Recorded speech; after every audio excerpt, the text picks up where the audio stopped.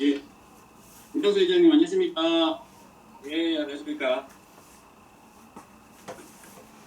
그, 지난번대로 그 박승호 원장님 안임 결혼식 때는 또 피해서 화환에 좀 보내드리겠습니다. 시간 되시는 분들은 또 대구니까 나오시고. 네. 아마 조금 그날 예예 반대 가능성이 많으실 건데 그 다음날 그 월요일 날이 우리 그 둘째가 군대 가는 날이었고 아마 아이고. 일요일 날 나가서 이따가 이 월요일날 됐다지고 하루 휴가 됐습니다. 그래요. 일요일날 아마 대구 없을 가능성이 많은 것 같습니다.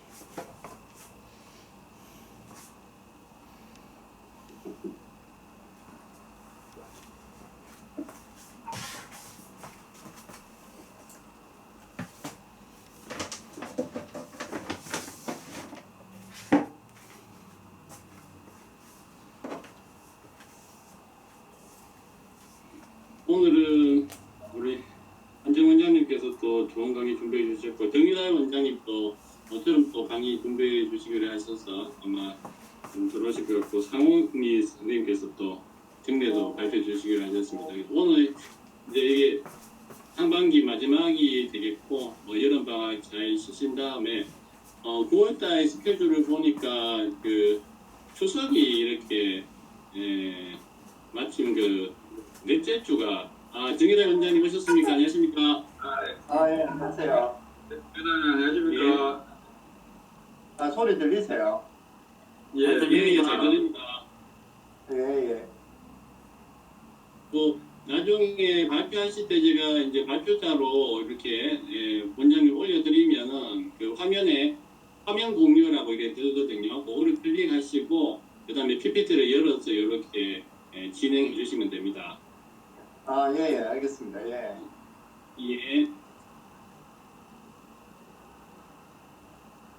아까 말씀드리다가 말았는데 그래서 9월 달에 이제 하반기를 아마 지금 분위기 봐서는 대면으로 김용 원장님 경원에서 할 수 있을 것 같고요. 그 추석이 넷째 주가 수요일 날 이렇게 걸려 있어서 제 생각에는 뭐 둘째, 셋째 그리고 다섯째 주까지 있기 때문에 이렇게 해서 9월 달 세 번으로 시작하는 걸로 이렇게 하고 9월 초에 뭐 그때 이제 제한이 없어지면은 전체 회식을 그때 좀 6월은 말에 원래 잡혀서 좀 못할 것 같고요. 9월 초에 하고 시작하는 쪽으로 이렇게 해야 될 것 같습니다. 혹시 하반기 조금 원하시는 강의나 주제 있으시면 자유롭게 카톡방에 올려주시면 제가 이런 짤 때 감안해서 이렇게 좀 짜도록 하겠습니다. 오늘 아마 저기 두 분 이호명 원장님하고 황세진 원장님이 그 천안에 그 고령 행정 강의가 있어서 지금 하셨을 겁니다. 두 분은 못 들어오실 것 같고 나머지 분들 조금 더 들어오시는 대로 시작하겠습니다. 그럼 오늘 하고 그러면 일단 전망기는 마칩니까? 예. 오늘 마지막 강의가 되겠습니다. 일정상에서는 30일 7월 첫 주 수요일 날 막내들 간단하게 방학길 회식을 하면 어떻습니까? 7월 7일입니다. 그죠? 뭐 알겠습니다. 그러면은 한번 잡아보겠습니다. 7월 1일부터 일단 그 격리가 풀리니까 예. 마치는 겸해서 그러면 한번 잡아보도록 하겠습니다. 생각하면 신동백조파 그 보험 기준이 어디 나와 있나요? 보험급여 기준. 무슨 초음파 하셨습니까? 신동백조파 급여 기준이. 경동맥은 아직 뭐 무슨 비율을 잡아야 된다든지 이런 기준은 없는 것 같습니다. 저희가 그냥 그 임의로 해갖고 보험은 그 다른 것처럼 그냥 시행 사유 뭐 어지럼증이라든지 뭐 기타 이제 다른 질병 만성 질환이 있다는 걸 적어놓고 이제 판정 사유에 뭐 기본적인 CCIMT라든지 플락이 있으면 그 기입하고 뭐 그러고 벨로시티 같은 거 짓는 거 기입하고 이렇게 해서 저는 뭐 청구는 해봤는데 아직 뭐 삭감은 없는 것 같습니다. 근데 그런 표정 영상이나 이런 거는 아직 정립은 안 된 것 같고요. 표준 증상은 없지만은 그 어지럼증 환자를 하거나 그 단순한 고지혈증 그거 하면 안 되고요. 어지럼증이 있는데 일단은 심리학적으로 이석증이 아닌 것 같고 일단 진단을 내리셔야 되고 그렇게 하고 JX99에다 이렇게 기입을 하면 되는데 일반적으로는 양쪽 IMT 재고 플라그 있는 거 보고 스트레스 시스템은 그몇 프로 다 적고 있잖아요. 그 다음에 볼트블 아트리 프로 디렉션 적고 저 같은 경우는 미 시돌 프레시 이런 거 시돌 엔더 시돌 프레시 이런 거 계산 안 적고 그냥 CCV나 ICA PSV 레이시오 적어갖고 그걸로 보통 계산을 스트레스 계산해갖고 그래가 적어도 그래도 케이스 잘 설정만 하면은 그건 넘는 것 같습니다. 싹가고 넘는 것 같습니다. 아마 제가 이제 자료를 찾아보다가 신경과 쌤들 중에서 신경 초음파 학회라고 이제 모의돼서 여기서 이제 경동맥 초음파 표준 지침을 2018년도에 만들어낸 게 있더라고요. 그걸 한번 소개해드릴 건데 그게 이제 보기 내용하고 그다음에 다른 신경과 쌤이 강의하시던 것 중에 저희들이 이제 중동맥 할 때 어지럼증, 비즈니스 그러니까 피 쪽이 아닌 종류의 어지럼증일 때 보험 인디케이션을 많이 잡았는데 그 신경과에서 잡았는 거는 그렇게 잡지 않고 다른 걸로 좀 잡아놔서 그걸 아마 오늘 소개해드리는 한번 해보겠습니다. 네, 좀 예. 시간이 조금 지나서 회장님 인사 말씀 시작으로 시작하겠습니다. 김태수 회장님 인사 말씀 부탁드립니다.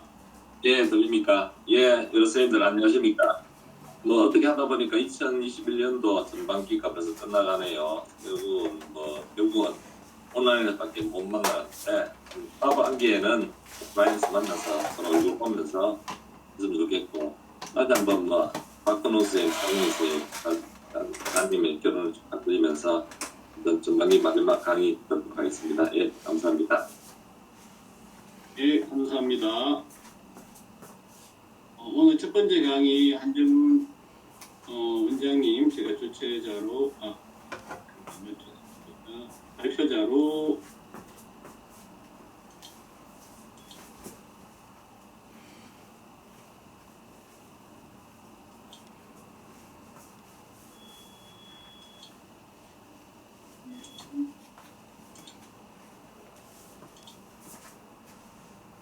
원장님 지금 바로 그냥 지금 아까 연결돼서 발표자가 지금 되어 있으신 것 같습니다. 화면 공유를 다시 해보실 수 있으시겠습니까? 지금 공유도 지금 되시는가요? 아직 안 됐고요. 화면 공유를 한번 눌러봐 주시죠.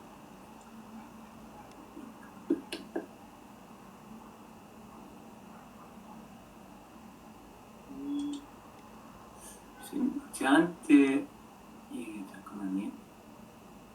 지금 화면에 화면 공유하는 한이 없어서 안 나타납니까? 그러면 제가 유저라고는 돼 있는데 어디서 화면 공유를 스피커하고 예. 카메라하고 여기는 모니터 화면 다시 눌러야 한번 되는데 해보겠습니다. 예. 지금 예. 다시 했습니다. 발표자. 예, 공유됐습니다. 공유하겠습니다. 예.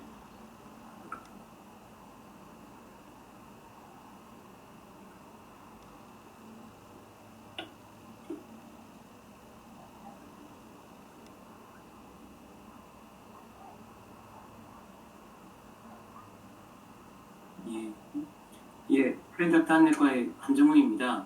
제가 오늘은 경부혈관 초음파 검사 표준 검사 지침에 대해서 말씀드리도록 하겠습니다. 오늘 강의는 대한신경초음파학회에서 만든 경부혈관 초음파 표준 지침과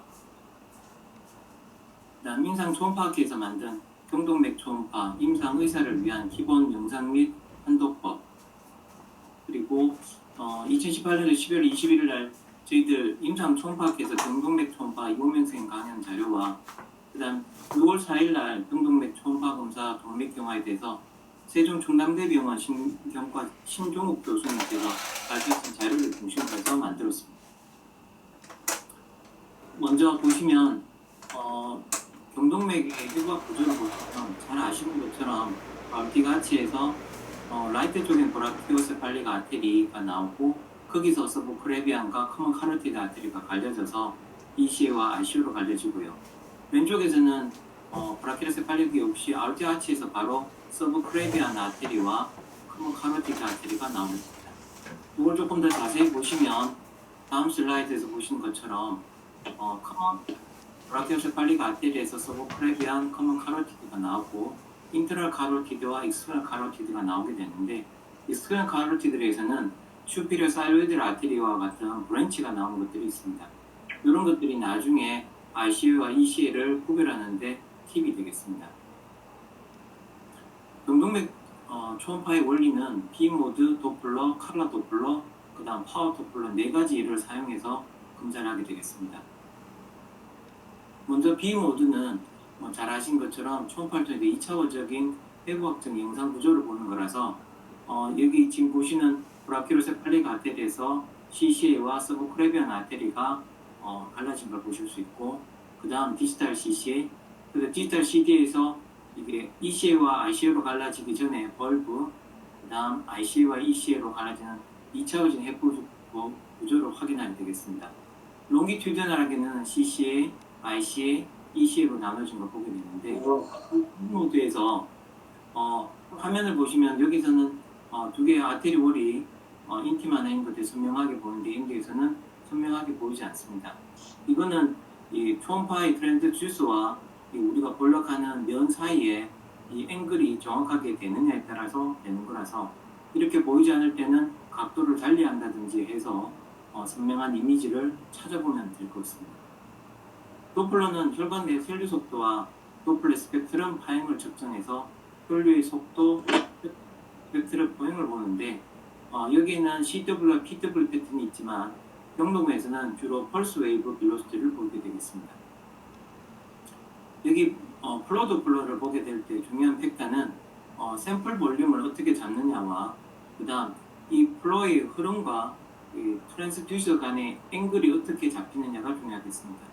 특히 샘플은 고정되어 있는 경우가 많아서 조정할 게 없지만 이 도플러의 흐름, 도플러의 플로의 흐름과 도플러의 앵글은 45에서 60도를 적절하게 유지하시는 게 좋은데 이 각도를 벗어나게 되면 이 플로의 흐름의 계산에 착오가 생기겠습니다. 예를 보시면 지금 플로에 대해서 앵글이 90도 각도로 나타나게 되면 이때 도플러 시프트가 제로가 되고 결국은 플로의 파형이 양쪽에 거울 모양으로 형태가 나타나게 돼서 정확하게 측정이 되지 않는데 이때 도플러의 각도를 주게 되면 정확한 스펙트럴 파형과 속도가 나타나게 되겠습니다. 또 한 가지는 스펙트럴 어나리시스를 할 때 이 플로의 스케일을 조정하는 것들이 필요할 건데 위에 그림을 보시면 프락시말 ICA 쪽에서 칼라 도플러를 보시면 칼라 얼라이징이 나타나는 걸로 봐서 여기에 스테노시스가 있는 걸 알 수 있습니다. 그래서 여기서 플로를 측정했는데 이 플로가 아주 빠르다 보면 이렇게 잘려서 나타나게 됩니다. 이때는 RPF, PRF 스케일의 강도를 여기는 50, 100cm가 됐는데 이 강도를 1m, 2m 정도로 스케일로 늘리게 되면 파형이 이 안으로 들어오게 되고 이때 베이스라인을 최대한 낮춰줌으로 해서 화면에서 정확하게 볼 수 있겠습니다. 세 번째 모드는 컬러 플로우 매핑입니다. B모드 영상에 도플러 주사의 변이와 혈류 속도의 정보, 혈류 방향을 색깔로 나타낸 것인데 B모드에서 명확하게 잘 안 보이는 경우에 컬러 도플러를 띄움으로 해서 이때 컬러의 색깔의 얼라이징이나 이런 것들이 나타나게 된다면 이때 스테노시스가 있고 스테노시스로 인해서 혈류 속도의 차이가 있다는 것을 파악할 수 있겠습니다. 칼라 도플러에서 칼라 도플러가 잘 보이지 않을 때의 촉증은 먼저 칼라 도플러가 잘 볼 수 있는 혈류 방향을 찾는 게 중요해서 엔티리냐 라테럴로 어프로치가 안 될 때는 포스티럴로 하게 되면 조금 더 좋은 영상을 얻을 수 있고 이때 영상을 얻을 때 각도를 조절함으로써 영상을 받아볼 수 있겠습니다. 그래도 잘 안 될 때는 출력을 높여서 게인을 높임으로 해서 이 플로우를 찾아낼 수 있겠고 이때 PRF 스케일을 차라리 낮춰서 낮은 속도의 이 플로우를 찾아낸다면 조금 더 선명하게 나타낼 수 있고 이래서도 안 된다면 플로브의 그 헤르츠를 낮은 플로브를 사용해 보는 것도 한 가지 방법이 되겠습니다. 자, 칼라 도플러에서 얼라이징이 나타났을 때 조절하는 방법은, 자, 칼라에서 얼라이징이 나타나면 속도가 좀 빠르다는 걸 놓고 속도가 충분히 측정이 안 된다는 거니까 벨로시티 스케일을 높이게 되면 이렇게 얼라이징이 줄어든 상태에서 볼 수 있겠고, 또 반대로 그 칼라의 베스를 밖으로 해서 칼라 도플러가 나타날 때는 칼라 도플러를 체크하는 것들이 너무 다른 플로우들 간의 아티팩트까지 측정한 거라고 생각을 해서 칼라 게인을 줄이게 되면 가쪽의 혈관 밖의 칼라들은 줄어들게 되고 이렇게 예쁜 모양의 칼라 모형을 찾을 수 있겠습니다. 파워 도플러는 도플링 원리와 다르게 혈관 내 적혈구로에서 반사되는 초음파 에너지를 갖는 거라서 혈류의 방향과 상관없이 찾아낼 수 있고, 특히 깊은 부위에 있는 혈관이라든지 꾸불꾸불한 혈관, 폐쇄에서 폐쇄혈관을 찾아내는데 한 가지 좋은 방법이 되겠습니다. 여기서 보시면 혈관이 굽어져 있고 이 부분에서 스테노시스가 있다는 것을 알 수 있겠습니다. 등동맥 이중 초음파의 검사 방법입니다. 검사 방법은 선생님들이 이미 많이 하시고 계셔서 잘 아시고 계실 것 같습니다. 간략하게 설명을 드리면, 먼저 수파인 포지션에서 필러를 사용하지 않은 상태에서 목을 최대한 뻗치고 반대쪽으로 고개를 돌린 상태로 보고, 플로브는 1MHz를 사용하겠습니다. 오버헤드와 라테럴 시팅 포지션이 있다고 하는데, 실제로 임상에서 내과 선생님들은 아마 라테럴 시팅 포지션을 취하시게 되지 싶습니다. 어프로치는 엔티리얼, 라테럴, 포스티리얼이 있는데 어떤 방향을 체크하셔도 괜찮겠고, 하지만 이 측정하는 상태에서 스테노시스나 플라크, 특히 스테노시스가 있다고 된다면 이 스테노시스는 방향에 따라서 스테노시스의 이 양상이 다르게 나타날 수 있어서 정상 플라크나 스테노시가 없다면 어떤 어프로치랑 상관이 없겠지만, 스테노시가 있을 때는 다양한 방법으로 어프로치를 통해서 보시는 게 좋겠습니다. 검사 순서는 먼저 트랜스버스하게 CCA를 CCA, ICA, ECA를 보고 그 다음 거기서 플라크나 스테노시스를 확인한 다음 롱기튜드널하게 CCA를 봐서 CCA에서 IMT, 플라크, 스테노시스, 필요하면 도플러 플로우 어나리시스 하시고, 그 다음 ICA와 ECA를 확인한 다음 플라크, 스테노시스, 도플러 플로우를 확인하면 되겠습니다. 벌테브럴 아테리는 뒤쪽의 칼라의 방향을 확인하면 되겠습니다. 지금 보시면 밑에 부분에서 브라켄세팔릭 아테리에서 서브크레비안 CCA로 나눠지는 거 보실 수 있고, 디스탈 CCA, 그리고 디스탈 CCA에서 벌브를 형성하고 나중에 IC와 ECA로 가는 트랜스버스 뷰를 보시게 되고, 롱기튜드널하게는 CCA, ICA, 마스토이드 쪽 프로세스 쪽으로 가는 ICA에서 각도를 조금 돌리면 ECA 모양들을 보실 수 있고 롱기튜드널 스캔을 보실 수 있겠습니다. 이때 보실 때 ICA와 ECA를 구분해야 될 경우가 있는데, 일단 먼저 회복적 구조를 보면 이 ICA는 뒤쪽에 폴라멘 나세룸 쪽으로 가는 거기 때문에 전체적으로 마스토이드 프로세스 쪽으로 가는 방향이라고 생각을 잡으시면 되겠고, 이런 마스토이드 프로세스 쪽으로 방향을 잡고 난 다음 거기서 약간 메디알로 쪽으로 돌리면 ECA 방향을 찾을 수 있겠습니다. 초음파상에서 봤을 때는 조금 더 큰 모양이고 라테랄로 되어 있고 브랜치가 있고 이런 것들이 있었고, 롱기튜드널하게 봤을 때 ECA는 이렇게 브랜치가 나오게 되는 것들을 하나의 팁으로 보실 수 있겠습니다. 그래서 모양을 보시면 이렇게 보실 수 있겠습니다. 아까 전에 B 모드로 봐서 구분을 했는 거라면 도플러 스펙트럴 얼레시스에서 본다면 속도로 볼 수 있겠는데, 플로의 방향을 보면 ICA는 뒤에 좁아지지 않고 굵은 혈량 팩트로 가기 때문에 속도가 65에 20, 그리고 다이스톨릭이 높은 엔드 다이스톨릭 벨로시티가 높은 상태를 나타냅니다. 플로 자체가 혈관이 크기 때문에 도움형태, 빼쭉하지 않고 도움형태의 피크를 이루면서 플로를 형성하게 되고, ECA는 가쪽으로 가면서 페리페리로 가면서 혈관이 좁아지기 때문에 픽 벨로시티가 높고, 또 이 벨로시티의 방향이 샤프하고 아주 빼쭉한 그런 형태를 나타내게 되겠습니다. 척추동맥은 롱기튜드널하게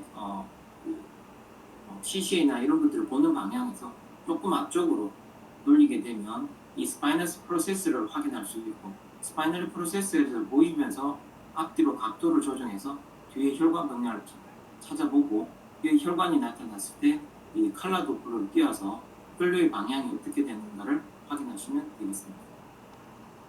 경릉백 이중 초음파를 할 때 측정 항목은 먼저 가장 보는 IMT, 플라크, 스테노시스 이 세 개를 측정하는 것이 목표가 되겠습니다. 먼저 IMT를 측정하는 것은 메나임 카로티드 IMT 플라크 컨센서스가 정해져 있어서 이 컨센서스에 따라서 측정하는 것을 기본으로 합니다. 총경동맥에서 커먼 카로티드라서 한 5mm 미만의 파월, 리오월보다 파월은 리오월은 리버포레이션이나 이런 아티팩트가 있어서 이 파월에서 측정을 하고 1cm 이상의 고든 스트레이트 형태로 만든 상태에서 측정을 하게 되겠습니다. 그리고 플라크가 있을 때는 플라크 있는 위치를 피해서 플라크가 없는 부분에서 측정을 하겠습니다. 그래서 지금 보시면 카로티드와 커먼 카로티드가 스트레이트하게 형성이 되어 있고, 또 리오월과 파월의 이 라인이 인티마가 분명하게 보이는 상태에서 측정하면 정확하게 측정하시겠습니다. 이 경동맥 두께의 이제 참고치는 내중막 두께가 그 표준 인구의 75배분위수 이상이면 심혈관계 위험이 증가한다고 하는 것들이 기준으로 되어 있습니다. 그래서 각 지역이나 인종에 따라 차이가 있을 수 있는데, 국내에서는 남원 스타디와 아리랑 스타디에서 이 IMT의 이 평균 배분위수를 측정해 있습니다. 보통 한 0.8 정도가 돼서 쉽게 생각해서 내중맥박 두께가 IMT가 10mm가 이상이 되면 심혈관계의 위험성이 높아진다고 보시면 되겠습니다. 두 번째는 경동맥 플라크입니다. 플라크는 IMT보다 약 5mm 이상 또는 IMT 두께보다 50% 이상 또는 IMT 포칼 티크닝이 1.5mm 이상이 되면 플라크라고 보시겠습니다. 그래서 결국 IMT가 1.5mm 이상이 되면 플라크가 있다라고 보시면 되는데, 자, 여기 보시면 인티마가 있고 여기에 두꺼워졌는 플라크를 보실 수 있습니다. 자, 플라크를 디스크리프션 표현을 하실 때는 자, 위치, 개수, 어디에 있다, 그 다음에 그런 것들이 중요하겠지만, 실제로 플라크의 인상적인 주요성은 플라스크의 크기나 이 개수보다는 네이처가 더 중요하다고 얘기합니다. 왜냐하면 플라크의 네이처가 스테이블, 언스테이블 플라크를 구분하고, 이 스테이블, 언스테이블한 플라크가 스트로크의 위험성을 구분하는 데 가장 중요한 팩터이기 때문에 그렇습니다. 이러한 이 네이처를 구분하는 이 표현은 서피스가 어떤지, 스무스한지, 얼서레이트 되어 있는지, 에코제니시스가 언에코익한지, 하이퍼에코한지, 에코제닉한지, 텍스처가 어떻게 한지, 그 다음에 모션은 이 플라크 자체가 럽처가 되면서 이 움직이는 이 무브먼트한 어떤 그런 것들이 있는지를 보는 겁니다. 그래서 플라크의 이 예시를 보시면 에코제네시스 중에서 하이퍼에코제닉하거나 텍스처 중에서 헤테로지니어스하거나 설페이스에서 얼서레이트한 팩트가 있으면 이렇게 언스테이블 플라크라고 봅니다. 옆에 그림에서 보신 것처럼 호모지니어스 하더라도 칼시파이 되는 것도 있을 거고, 아이소에코닉한 것도 있고, 로에코닉한 것도 있을 거고요. 헤테로지니어스도 있는데, 이게 왜 임상적으로 언스테이블한가를 보시면 이게 플라크가 있는 것을 해부학적으로 잘라가는 겁니다. 스테이블한 경우에는 리피드 코어가 있고 파이브러스 캡이 있고 이런 형태로 되어 있지만, 언스테이블해서 터질락 하는 경우에는 여기에 파이브러스 캡도 있고 인프라메이션도 있고 리피드 블로카도 있기 때문에 호모지니어스하게 나타나지 않고 헤테로지니어스하게 나타납니다. 이거는 신경과 선생님의 사진을 가져왔는데요. 이거를 MRI로 찍어보면 여기 빨간 표시로 된 거는 클래시피케이션 된 부분이고, 여기 흰 부분은 베슬의 블러드 플로우가 드러나는 부분입니다. 플라크 안에 이 블러드 플로우가 있다는 말은 결국 인플라메이션이 있다는 거고요. 그 다음에 여기 보시면 포칼 리피드 같은 것들이 포함되어 있는 것들이 있습니다. 이거를 잘라서 지금 해부학적으로 보시면 이 빨간 부분이 칼시피케이션도 되어 있고 이넨스먼트 되어 있는 부분도 있고 리피드도 있고, 이러한 여러 가지 컴포넌트가 있게 되면 결국 초음파상에서도 호모지니어스하게 나타나지 않고 헤테로지니어스하게 나타납니다. 그리고 리피드나 이런 것들 클래시피케이션, 리피드, 인플라메이션 되는 부분들은 에콜루센트하게 나타날 수도 있어서 이러한 패턴들이 이 플라크가 스테이블한 형태가 아니라 다른 여러 가지 컴포넌트가 있는 약간 언스테이블한 플라크의 형태라는 것을 알 수 있습니다. 그래서 초음파상에서 보시면 아이소에코액한 호모지니어스한 이러한 플라크들 또는 칼시피케이션 된 플라크들을 보시면 이거는 플라크가 있다 하더라도 안전한 스테이블한 상태구나. 스테이블하다면 결국은 우리가 보는 원인 중에 하나는 세레브랄 임팍션이나 이런 것들이 생겨날 가능성은 낮다고 보실 수가 있겠고, 하지만 이렇게 헤테로지니어스하다든지 여기 보시면 언슬레이트 되는 부분들이 있고, 컬러로 보면 여기에 플로가 올라가는 거 봐서 얼설레이트 되는 것들을 본다면 이런 것들은 지금 스테이블하지 않고 불안하고 또는 이게 일부 럽처가 되거나 이런 형태로 언스테이블한 플라크라고 보실 수 있겠습니다. 가장 중요한 것은 이제 카로티드 스테노시스입니다. 카로티드 스테노시스의 측정을 보시면 먼저 다이렉트하게 다이아메트를 재는 방법이 있습니다. 또 한 가지는 어떤 2차원적 면에서 에리어를 재는 방법이 있고, 이런 다이렉트나 에리어로 잘 파악을 못하는 부분이 있을 경우에는 프로를 통해서 스펙트럴 어널리시스를 통해서 이 스테노시스를 추정하는 방법이 있겠습니다. 자, 플라크가 입체적으로 이렇게 플라그가 있을 때 플라그를 어떤 방향을 재느냐에 따라서 이 검사의 결과들은 아주 달라질 수 있겠습니다. 여기 이런 플라그가 있을 때 자르는 면에 따라서 달라질 수 있어서 다이아메트 방법도 물론 또는 에리어를 재는 방법조차도 재는 방법에 따라서 이 오차가 있을 거라는 것을 생각할 수 있겠습니다. 먼저 측정 방법 중에서 다이아메트를 재는 방법을 보겠습니다. 보통 NECT, 나세트 방법과 이 ECST 방법이 있는데 실제로 많이 쓰는 것은 NSCT 방법입니다.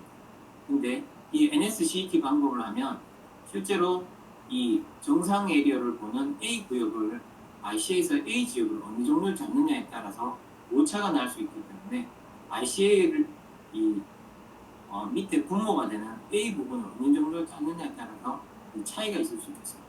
그래서 일부에서는 그냥 이 두꺼워진 부위 전체에서의 이 부위를 C로 잡고 좁아진 부위를 B로 잡는 ECST를 더 많이 쓰기도 합니다. ECST는 에리어 방법과 거의 비슷하게 나타나고 NSCT 나타납니다.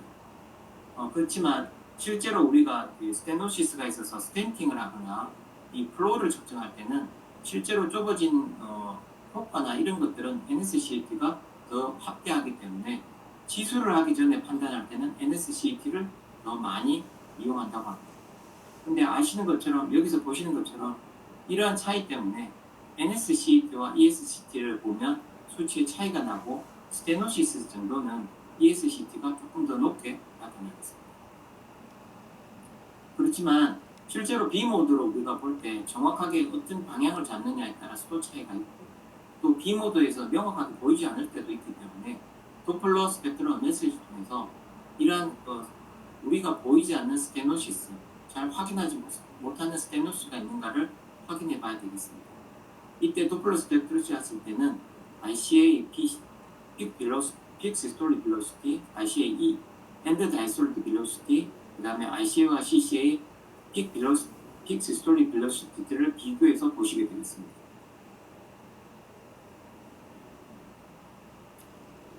도플러 스펙트로시스를 통해서 이 스테노시스를 측정하는 원리는 플로가 좁아지게 되면서 이 플로가 올라간다는 이러한 원리를 사용해서 측정을 합니다. 하지만 이렇게 속도를 측정을 해서 스테노시스를 보는 것도 제한점이 있는데 어느 특정 범위 이상으로 좁아지게 되면 오히려 이 벨로시티가 올라가는 게 아니라 떨어지게 되는 거죠.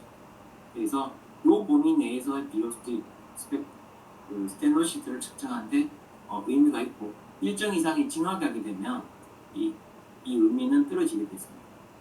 먼저 이걸 보기 위해서 정상 혈류 속도의 평균치를 알아두시는 게 도움이 되겠는데, CCA는 90에 60, RCA는 65에서 20이 되겠습니다.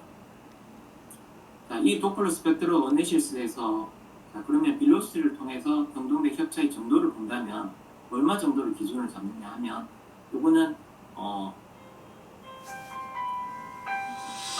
콘센서스가 있고 125와 230을 기준으로 해서 ICA에서 픽 빌로시티가 125 이상이 되면 50% 이상 스테노시스가 있다.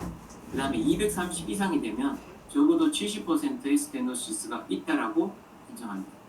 그래서 이 두 개의 수치를 보시면 되겠고, 특히 230 이상이 되면 앞으로 계속 팔로우를 하거나 다른 추가적인 수술적 중재 수술이 필요할 수도 있기 때문에 그런 수치를 알아두시면 도움이 되시겠고, 이때 보조적으로 ICA와 CCA, PS, 픽 시스톨릭 빌로시티도 참고하시면 되겠습니다. 칼라 도플러 이미징은 이렇게 측정하기 전에 도플러 스펙트럼이나 이런 것들도 우리가 명하지 않을 때 칼라로 먼저 스테노시스 부위를 찾아낼 때 도움이 되겠고, 여기 보이는 얼라이징 부분은 빌로시티의 차이가 나기 때문에 나타나는 부분입니다. 다시 말해서 얼라이징이 있는 부위는 뭔가 흐름에 터뷸런스 플로우가 있다는 것을 얘기하고, 터뷸런스 플로우가 있다는 말은 그럼 부위 근처에 스테노시스가 있다는 것을 의미하니까 이 부분을 조금 더 자세히 본다든지 이 부분에서 스펙트럴 어널리시스를 해서 빌로시티를 측정해 보시면 이 스테노시스 된 부위를 찾아내는 데 도움이 되겠습니다. 지금부터는 신경과 초음파 학회에서 경동맥 혈관 초음파의 표준 검사가 어떤 임상적 이용성이 있는지를 이제 논의해 놓은 것들을 말씀드리겠습니다. 먼저 보시면 초기 검사로는 몇 가지 구분을 해놨는데, 초기 검사에서는 심토마틱 카로티드 스테노시스가 있을 때 카로티드 스테노시스는 해야 된다라고 얘기를 합니다. 심토마틱 카로티드 스테노시스는 어떤 거냐면 카로티드 스테노시스가 있어서 실제로 어떤 증상이 나타났을 때를 얘기합니다. 그래서 전방 초단기의 증상, 후반기의 증상을 얘기를 하는데 슬라이드를 다음에 다시 보여드리겠습니다. 자, 여기서 보시면 인트라 카로티드 아테리가 들어가게 되면 앞쪽으로 엔테리어 세레브랄 아테리, 미드 세레브랄 아테리, 포스terior 세레브랄 아테리로 연결되는데, 이때 앞쪽으로 엔테리어 세레브랄 아테리로 연결되는 부분에서 옵살믹 아테리가 나옵니다. 이런 옵살믹 아테리가 카로티드에서 가장 가까운 아테리 중에 하나인데, 이 옵살믹 아테리에 스롬부스가 와서 스트로크가 생기게 되면 한쪽 동측의 안구가 갑자기 안 보이게 된다든지, 또는 동측의 안구에 검사를 했는데 망막 동맥에 폐쇄가 있다든지 보이지 않는다든지 이렇게 되고, 또 이런 이 인터널 카로티드 아테리가 중간에 미드 세레브랄이나 포스트 세레브랄 아테리 쪽으로 흘러가서 임팍을 일으킬 경우는 대뇌 반대쪽 얼굴이나 사지에 넘미스, 마비 증상들이 나타나게 됩니다. 이런 증상이 있을 때는 스트로크나 이런 것들이 왔을 가능성을 염려할 수 있을 거고, 이런 것들을 판단하기 위해서 경동맥 초음파가 초기 검사로 추천되고 유용하다고 얘기하고 있습니다. 그래서 저희들이 경동맥 초음파를 할 때 사유를 적을 때 사실은 이제 디지니스를 적게 되는데, 이 신경과 여기 지침이나 다른 신경과 선생님들의 얘기로는 디지니스는 사실은 센트럴 심토마틱 카로티드 스테노시스 또는 세레브럴 임팍션에 해당하는 소견이 아니기 때문에 그런 것보다는 이런 눈이나 이런 쪽으로의 증상을 붙여서 경동맥 초음파를 급여하는 것들이 더 안 맞지 않을까 그런 생각을 해보았습니다. 자, 또 한 가지 증상 중에는 팔 운동을 과하게 하셨을 때 생기는 어지럼증이나 시야장애, 이런 것들은 서브크레비안 스틸 신드롬을 나타내는 증상입니다. 그래서 팔 운동을 하면 자꾸 어지러워야 하는 경우에도 이러한 경동맥이나 척추동맥의 병변을 의심해서 검사할 수 있는 인디케이션이 되겠습니다. 그 다음에 또 한 가지로 초기 검사를 많이 하는 것은 아마 여기 수술하는 병원에서 많이 하는 것인데, 관상동맥 우회수를 시행할 경우 또는 다른 큰 수술할 경우 이때 세레브럴 임팍션이 수술 중에 나타날 수 있는가를 위험도를 보기 위해서 검사하는 것들이 있겠습니다. 그래서 다시 말해서 관상동맥 수술이나 메이저 수술할 때 수술 후에 스트로크의 가능성을 이벨루이션하기 위해서 도움이 된다는 게 있고요. 그 다음에 또 한 가지는 어심토마틱 카로티드 스테노시스입니다. 다시 말해서 리스크가 있는 리스크 팩터를 가진 사람에서 세레브랄 임팍션이 올 수 있겠느냐를 위험도를 평가하기 할 때 시mptomatic 카로티드 소노가 도움이 될 수 있겠다는 거고요. 그 다음 내과에서 가장 도움이 그러니까 많이 활용을 하려고 하는 것은 심혈관계의 위험을 평가하기 위해서 카로티드 소노가 도움이 되겠다. 이렇게 유용성을 제시하고 있습니다. 추적 검사로는 여기서 제시하고 있는 것은 카로티드 스테노시가 있을 경우에는 하면 어떻게 추적할 것이냐. 50에서 70%까지 추적된 스테노시가 있는 경우에는 1년마다 추적을 하는 걸 권하고 있고 70% 이상 스테노시는 6개월마다 추적하는 것들이 적절하겠다라고 얘기를 하고 이전에 시행했는 카로티드 스테노시스가 정상이 없다면 다시 추적한 것은 검사하지 않는 것은 적절하지 않다. 그리고 플라크가 있는 경우 스테노시스는 없고 플라크만 있는 정도에는 1년 이내에 다시 팔로우하는 것은 그렇게 권장하고 있지 않다. 그리고 그러면 플라크는 플라크보다 약 50% 정도의 미만의 경동맥 스테노시스 어떻게 관찰할 것이냐. 여기에 대해서는 아직 임상적 근거가 불분명해서 아직 제안드리기는 어렵다라고 되어 있습니다. 앞에 얘기 드렸던 임상적 의의 중에서 우리가 이 뇌과 선생들이 주로 관심을 가지는 두 가지 면에서 카로티드 스테노시스를 한번 자료를 한번 보겠습니다. 첫 번째는 리스크 팩터가 있는 사람들한테 세레브랄 임팍션이 올 수 있는 가능성이 얼마나 있겠느냐를 보는 의미에서 검사하는 경우가 있습니다. 무증상 경동맥 협착증은 우연히 발견된 경동맥 협착이 있는데 다른 뉴럴로직한 심증이 없는 경우에 심토마틱 카로티드 스테노시스라고 하는데 전체 인구의 2에서 8%입니다. 이런 경우에 경동맥 스테노시스와 뇌졸중의 위험성은 50에서 70%는 1에서 2%, 70에서 90%는 2에서 4%, 90% 이상이 4에서 6%로 생각보다는 스테노시스에 비해서 세레브랄 임팍션의 리스크가 아주 높지는 않습니다. 그렇지만 물론 80% 이상이 진행이 되면 혈관 이스케믹 스트로크가 위험이 3배 이상 증가하기 때문에 위험하긴 하지만 그렇다고 해서 이게 아주 높기 때문에 자주 해봐야 되겠다. 그런 의미는 좀 떨어지는 것 같습니다. 그래서 현재 신경과에서 선생님들이 얘기로는 심토마틱 카로티드 스테노시가 한 80%까지 있다 하더라도 현재는 이게 서지컬 인터벤션, 스텐트를 넣는다든지 엔도 스롬보텍토미를 한다든지 그런 것들은 별로 권하고 있지 않은 거고 현재로는 메디컬 세라피가 더 중요하게 아주 심하지 않다면 하는 걸로 되어 있는 것 같습니다. 경동맥 플라크와 뇌졸중의 관계는 경동 플라크가 있으면 뇌졸중의 위험성을 높이는데 이때는 크기보다는 언스테이블한 거냐 아니냐 네이처가 더 중요하다고 논문들이 얘기하고 있습니다. 자, 두 번째는 카로티드 스테노시스를 보고 심혈관의 심장의 위험도가 어떻게 되겠느냐를 평가하는 겁니다. 저희들 이제 내과 선생님들이 카로티드 소노를 하는 목적 중에서 하나가 아마 심혈관계 질환의 위험성이 있는가를 알기 위해서 접종하는 것입니다. 2010년 AH 가이드라인에 보면 리스크 팩터를 가진 사람한테서 심장병이 있을까 이를 스크린하는 검사로 코로나리 칼슘 스코어와 카로티드 IMT 측정을 권유하고 있습니다. 이 가이드라인이 근거가 된 것이 1987년에서 93년까지 연구하고 발표된 아릭 스타디가 있는데요. 여기서 보시면 카로티드 IMT가 이스케믹 핫 디지즈에 있어서 코로나리 핫 디지즈에 있어 위험의 인디케이션이 된다고 얘기를 했습니다. 그래서 검사 결과를 보시면 IMT가 1mm 미만과 1mm 이상과 0.6mm 이하를 가져보니까 해자들 레이시오가 거의 한 4배 정도 된다. 그래서 이스케믹 코로나리 핫 디지즈의 발생을 측정하는데 예측하는데 도움이 된다고 해서 그 뒤에 이렇게 IMT를 측정하는 게 인디케이트가 되었고요. 그렇지만 그 뒤에 다른 스타디들이 여러 개가 나왔습니다. 근데 그 스타디에서의 결과는 조금 상충되는 것들이 있었습니다. 그래서 그 뒤에 최근에 나온 결과를 보면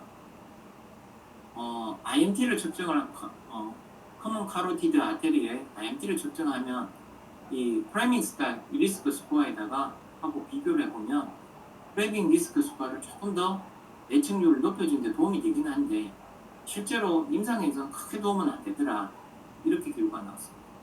그래서 여기서 보시면 프레밍 스코어에 이제 리스크가 있고 여기에 빨간색으로 나타나는 게 이게 코로나리 IMT를 첨가했을 때 어느 정도 예측을 할 수 있는가 보는데 실제로 예측 효과가 크게 뛰어나지는 않은 걸로 나타났습니다.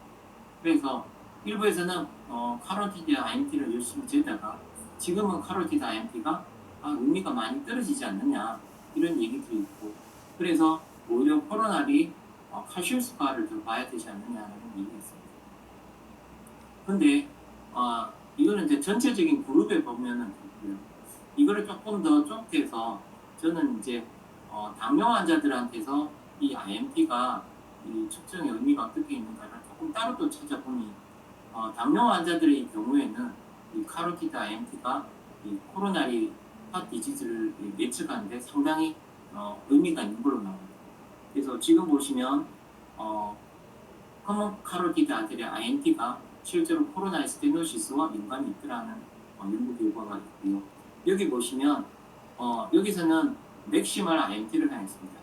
그래서 평균 IMT를 많이 쓰는데 그게 아니라 맥시멀 IMT를 했을 때 이 맥시멀 IMT가 스테노시스가 코로나리 아테리의 스테노시스가 높은 분일수록 맥시멀 IMT가 높더라 이렇게도 보였고 맥시멀 IMT를 이렇게 1.6, 1.6에서 2.1, 2.6, 2.6 이상으로 나눠봤을 때 2.6 이상이 되면 시비어한 코로나리 스테노시스가 많더라. 그래서 카로티드 IMT를 측정함으로 해서 하트 그러니까 코로나리 하트 디지즈를 예측하는 데 도움이 된다 이런 논문들이 있었고요.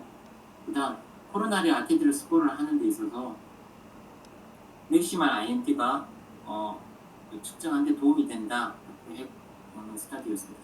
여기 이 스타디의 특징은 뭐냐면 그러면 도대체 어느 정도 맥시멀 카로티드 IMT가 되면 핫 디지즈를 의심을 하게 되느냐 하는 그 컷오프를 측정을 했는데요.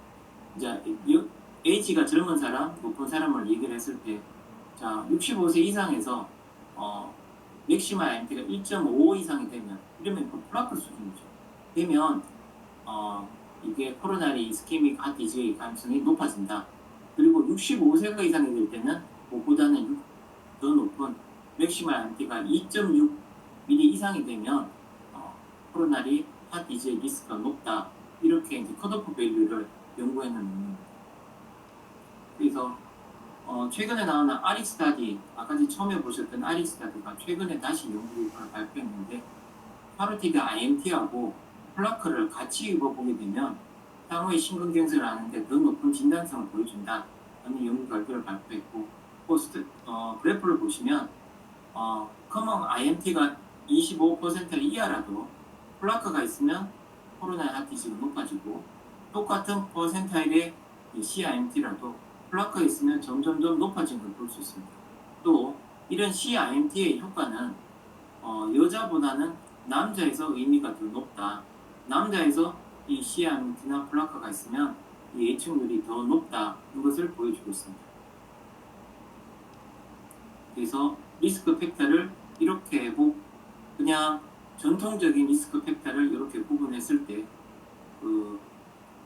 카로티드 IMT를 하고 플라크를 다시 첨가하게 되면 같은 5%에도 진짜로 낮은 그룹도 있고 같은 5% 중에서도 코로나리 플라크가 있는 경우는 코로나리 이스케이밍 리스크가 훨씬 높아지더라. 더 자세히 구분할 수 있다. 이렇게 연구 결과를 발표했습니다. 코로나리 카로티드 리스크가 이 타입 2 환자에 있어서는 이 카디오바스큘러의 이 이벤트를 측정해 주는 것들이 더 의미가 높다는 또 한 가지 논문이 있는데 여기서 보시면 하나의 특징은 플라크가 있으면 코로나리 이스케믹 핫 디지를 높이는 것들이 높이게 됩니다. 근데 어떤 것들이 더 높이느냐? 근데 여기는 우리가 스트로크를 볼 때는 에콜루센트하거나 헤트로지니어스한테 언스테이블 플라크 이 언스테이블 플라크들이 오히려 낮고 에코제닉한 것들이 오히려 코로나리 하트 디지즈 리스크를 더 잘 반영한다고 합니다. 이거는 에코루센트나 헤테로지스는 언스테이블하기 때문에 일찍 발견되거나 다른 걸로 나타내고 에코제닉한 경우에는 스테이블하기 때문에 상당히 시간이 오래 진행이 됐을 가능성이 많아서 이게 더 안 이렇게 예측률이 더 안 높지 않은가 이렇게 생각해 봤습니다. 여기까지가 제 강의 끝이고요. 이렇게 좋은 데로 여행 갈 수 있는 날이 왔으면 좋겠습니다. 이상입니다. 화면을 예, 안정 원장님 좋은 강의 감사드립니다. 질문 부탁드리겠습니다. 꽤 처음에 그 강의하실 때그 LT가 10mm 이상이라고 이야기하시는데 그 10mm가 1mm 이상 돼야지 카드 버스크의 그 리스크가 높다고 이야기를 하셔야 될 것 같습니다. 10mm가 예. 아니고 1mm입니다. 예, 그 다른 데서 강의할 때그 10mm 하시면 안 되니까 그 고치십시오. 예, 알겠습니다. 제가 안티는 1mm. 원장님 아까 신경과 원장님도 그 내용으로 한 80% 넘는 경우에 그 이하까지는 조금 약물 치료하면서 지켜본다 하시는데 실제로 이제 경동맥 초음파하시면서 한 달을 보실 때 어느 정도 수준까지 그냥 보시는지 조금 협착이 심한 경우 전원하는 경우에 어느 정도에서 전원하시는지요, 원장님께서는? 저는 80% 정도, 제가 그렇게 80%나 많이 스테노시스 있는 환자분들 본 경우는 많이 없고요. 80% 정도 이상 되면 보내야 될 것 같고요. 그래서 신경과 선생님 그 강의를 제가 그때 여쭤보고 이제 얘기를 들었는데, 신경과 선생님들은 80%가 이상이 된다 하더라도 오게 되면 스텐트나 또는 수술을 하는 것보다는 현재는 메디칼 세라피 80%가 넘는다 하더라도 메디칼 세라피를 하시는 게 있고요. 80%가 넘게 되면 스타틴, 아스피린 요거 정도를 쓰고 매시하게 치료를 하고 경과 관찰을 해서 스테노시스가 더 진행된다든지 그럴 경우에만 시술을 하시는 것입니다. 80%가 된다 하더라도 일반적으로는 시술을 잘 안 합니다라고 얘기를 하시더라고요. 그래서 우리가 한 50%, 70% 정도면 대학으로 전환해야 되나요? 라고 제가 여쭤보니까 50에서 70% 정도를 대학으로 걱정이 되시면 보내시는데 그렇게 걱정을 안 하셔도 되겠다. 다만 스테노시스가 있고 플라크가 있을 때 언스테이블한 플라크 같은 양상들이 있으면 하이포에코라든지 얼스레이션이 있다든지 하면 그거는 스테노시스의 정도에 상관없이 스트로크의 위험이 있으니까 반드시 아스피린 쓰시고 한번 의뢰를 해보거나 그런 것들이 도움이 되겠다. 그렇게 얘기하셨습니다. 제 환자 경우를 보면은 당뇨병 같이 있었던 분인데 그 카로티드 하니까 한 70% 이상 막혔었는데 그분이 이제 스타틴 쓰고 아스피린 쓰고 잘 지내다가 갑자기 이제 에바에 와갖고 스텐트를 박았는데 스텐트를 박고 나서 이분이 크레티드도 그 스텐트를 박았거든요. 크레티드 엔도알테팅 해갖고 스텐트를 박았거든요. 여기도 그런 경우도 있습니다. 그래서 그 하트 어택이 오고 하니까 가니까 신경과에서도 그 당시 여기도 스텐트를 박고 크레티드 스텐트 박으시더라고요. 그래서 75%라고 해도 이제 그 다음에 하트 이벤트가 있느냐 없느냐에 따라서 좀 다를 것 같습니다. 지금 그 카로티드 스테노시스가 있을 때 실제로 지금 여기는 올리지 않은데 사망 원인들을 보면 카로티드 스테노시스가 50에서 70% 있는 환자들이 사망하게 되는 경우에 거의 7, 80% 이상은 카로티드 세레브로 임팍션으로 돌아가신 게 아니라 코로나리 하트 디지즈로 사망하시게 된다라고 지금 발표가 되고 있습니다. 그래서 아까 선생님이 얘기하신 것처럼 스테노시스가 높은 분의 스트로크에 올 가능성보다는 스테노시스가 있으면 이 사람 심장이 곧 올 가능성이 높겠다라고 보시는 게 더 맞으실 것 같고 아마 스텐트 하시면서 같이 하시는데 요새는 스텐트도 밑에서 페몰라로 들어가는 게 아니라 이게 카로티드에서 바로 스텐트를 들어가는 시술을 많이 하신다고 합니다.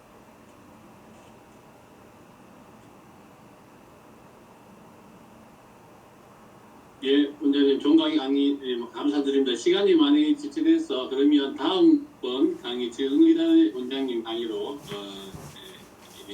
진행하겠습니다. 발표자로 변경을 드리겠습니다.